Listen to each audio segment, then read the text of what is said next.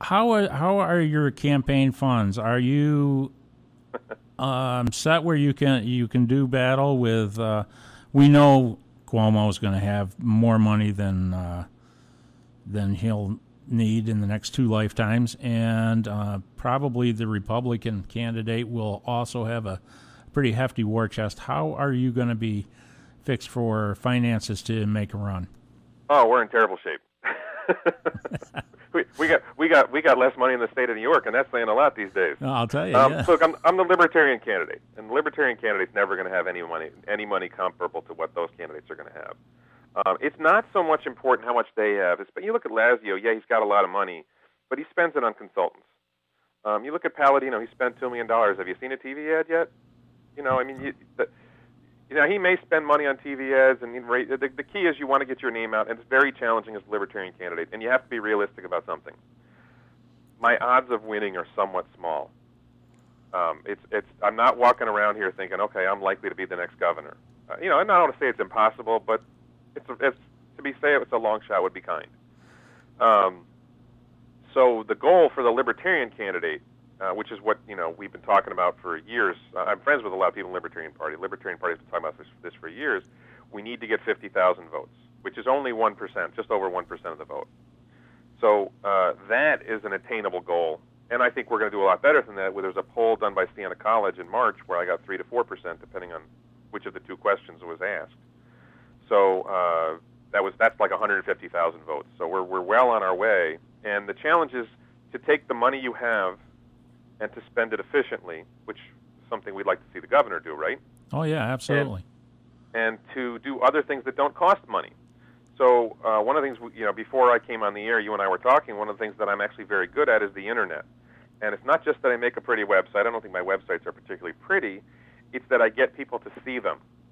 And that has to do with Internet marketing, and I'm fortunate as a candidate that that's what I do for my business.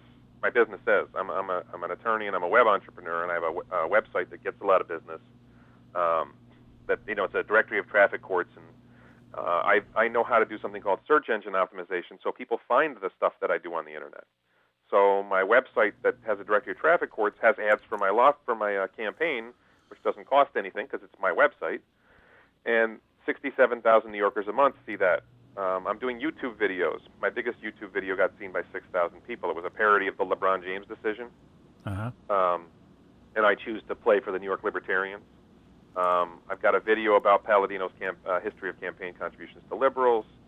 I've got a video about actually something I should tell you, the top 10 reasons I'm not qualified for higher office. Like number 10, I've never been caught with a hooker. And I've never found I didn't find my soulmate in Argentina. Never been convicted of a crime. Man, you are just at a loss there, pal. You got no chance. Yeah, I really don't fit in with politicians. So that's going to be a challenge to overcome that. But never been caught sending racist or pornographic emails either. Never caught. Never caught. That may be an important distinction. I hope not. Anyway, well, I got to tell you, I think that your conversation is refreshing. I particularly impressed with your answer for the last question, because normally when I talk to politicians and they don't have the funds to really mount that kind of campaign, they want to blow smoke up your skirt and tell you that they do. You're a very honest man. I sure appreciate you coming on this morning, and I hope that you'll be on again. If nothing else, I think you may bring a little bit of you're going to keep them honest in the race, and that's what we're looking forward to. Thank you. Yeah, I mean, I should have mentioned the 50,000 vote goal. If we get 50,000 votes, the Libertarians then have a line on the ballot for the next 4 years. So that's why the 50,000 votes matters. And when you're a Libertarian candidate, it changes the number of signatures you need. You need dramatically less.